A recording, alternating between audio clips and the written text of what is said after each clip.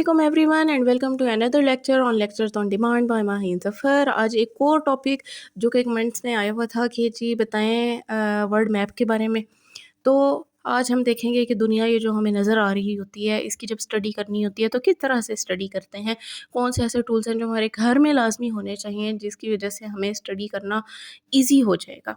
तो जी स्टार्ट करते हैं हम अपने टॉपिक से। सबसे पहले आपके घरों में ग्लोब होना ज़रूरी है, जिस तरह से आपको पिक्चर में नज़र आ रहा है, और एक मैप आप इस तरह वॉल पे पेस्ट कर लें। अब ग्लोब किसी भी बुक शॉप से आपको मिल जाएगा। ये 3D फॉर्म है मैप को एक्सप्लेन करने की, स्टैंड के साथ होता है, इसमें स्फीयर लाइक स्ट्रक्चर होता है जिसपे पूरी अर्थ का मैप ड्रॉ होता है, और ये आपने वॉल पे पेस्ट कर लेनी है। इसको 2D फॉर्म या 2 डायमेंशनल फॉर्म ऑफ मैप कहते हैं। वर्ल्ड मैप के अंदर लाइंस मौजूद होती हैं, एक लंबी लाइंस होती हैं ऊपर से नीचे, और एक हॉरिजॉन्टल लाइंस होती हैं जो लेफ़्ट से राइट को जा रही होती हैं। अब आगे कंटिन्यू करने से पहले हम डायरेक्शंस के बारे में देख लेते हैं कि 4 डायरेक्शंस होती हैं। जो ऊपर वाली डायरेक्शन होती है उसको कहते हैं नॉर्थ, जो नीचे वाली डायरेक्शन होती है उसको साउथ कहते हैं, और अगर आप स्क्रीन्स पे देख रहे हैं तो राइट साइड आपका ईस्ट है और लेफ़्ट साइड आपका वेस्ट है। अब वापस आते हैं जी अपने पॉइंट की तरफ। अब जो लाइंस नॉर्थ टू साउथ हैं उनको हम लॉन्गिट्यूड कहते हैं, जो ऊपर से नीचे लंबाई के रूप में, और जो वेस्ट टू ईस्ट हैं उनको हम लैटिट्यूड कहते हैं। समझ आ गई आपको? यानी कि जो लंबाई के रुख पे हैं वो लॉन्गिट्यूड हैं, और जो हॉरिजॉन्टल हैं वो क्या हैं, वो लैटिट्यूड है। इसको याद करने का तरीका क्या है कि लॉन्ग से लॉन्गिट्यूडनल याद कर लें, लंबा, और लैटिट्यूड लेटे हुए से याद कर लें। वो मिलता जुलता लफ्ज़ है ना, तो आप याद कर लें कि ये लैटिट्यूड लेटी हुई लाइन्स हैं, हॉरिजॉन्टल लाइन्स हैं। अब जिस तरह आप मैथ्स में पढ़ते हैं ना ग्राफ्स का और एंगल्स का, इसी तरह जब आप देखेंगे अपने वर्ल्ड मैप में जो आपने वॉल पे पेस्ट किया है या फिर आपने अपने ग्लोब में देखना है, तो उसमें आपको एंगल्स लिखे हुए नज़र आएंगे।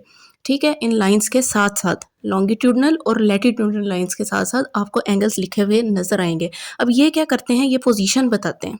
इन 2 लाइंस को आपने गौर से देखना है जो रेड कलर से इसके अंदर ड्रॉ हुई हैं। ये रीजन्स का बताती हैं। जैसे ये 0 डिग्री पे जो सेंटर से लाइन गुजर रही है इसको इक्वेटर कहा जाता है। हर चीज़ का एक नाम होता है ना, तो इस लाइन का नाम है इक्वेटर। और जो वर्टिकली 0 डिग्री के एंगल पे पास कर रही होती है सेंटर से, जो वर्टिकल लाइन है ग्लोब में या मैप में, उसको प्राइम मेरिडियन का नाम दिया जाता है। मेरिडियंस असल में क्या होता है कि मेरिडियंस जो हैं वो इमेजिनरी लाइंस हैं जो वर्टिकली ड्रॉ की होती हैं। ठीक है, ये इमेजिनरी होती हैं, ये कोई रियल में एग्जिस्ट नहीं करती। और प्राइम मेरिडियन उसके सेंटर वाली लाइन 0 डिग्री पे। अब इक्वेटर के ऊपर अगर आप देखें तो 23.5 डिग्री पे जो रीजन है, जो लाइन रिप्रेजेंट कर रहे हैं, उस रीजन को कहते हैं ट्रॉपिक ऑफ कैंसर। और इसी तरह जो इक्वेटर से नीचे 23.5 डिग्री साउथ में है उसको हम कहेंगे ट्रॉपिक ऑफ कैप्रिकॉर्न।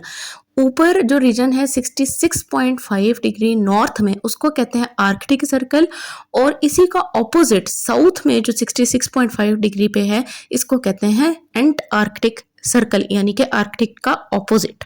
अब यहाँ से आप माइंड में लेके आए कि इक्वेटर वाली लाइन जो है ये भी ग्लोब को 2 पार्ट्स में डिवाइड कर रही है, एक ऊपर वाला एक नीचे वाला। ऊपर वाले को कहते हैं नदर्न हेमिस्फेयर और नीचे वाले को कहते हैं साउदर्न हेमिस्फेयर। इसी तरह मेरिडियन, प्राइम मेरिडियन भी 2 पार्ट्स में डिवाइड कर रही है, एक लेफ्ट और एक राइट। ईस्टर्न साइड पे जो है उसे हम ईस्टर्न हेमिस्फेयर कहते हैं, और वेस्टर्न साइड पे जो है उसे हम वेस्टर्न हेमिस्फेयर कहेंगे। हेमिस्फेयर जो है उसका मतलब होता है, हेमी मीन्स हाफ और स्फीयर मतलब बॉल लाइक स्ट्रक्चर। तो हाफ बॉल या हाफ स्फीयर।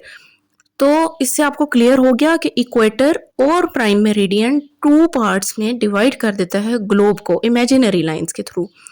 अब जो हमारा ग्लोब है, जो हमारी अर्थ है, वो रोटेट करती है अपने एक्सिस के इर्द गिर्द, तो हमारा एक पूरा दिन चेंज होता है। हम अपनी अर्थ में किसी भी जगह पे खड़े हों तो हमें टाइम का पता लग जाता है। हमारा जीपीएस सिस्टम हमें फ़ौरन बता देता है कि हम दुनिया की किस लोकेशन पे खड़े हैं, और वो इन्हीं ग्रिड लाइंस के थ्रू, एंगल्स के थ्रू वो पता लगाता है और हमें इन्फॉर्म कर देता है। अब अगर हम वर्ल्ड मैप को देखें तो इसमें हमें कोई प्लेन लैंड नहीं नज़र आ रही होती है, इसमें बहुत सारे रीजन्स नज़र आ रहे होते हैं। ये नहीं है कि एक ही हिस्सा नज़र आ रहा है।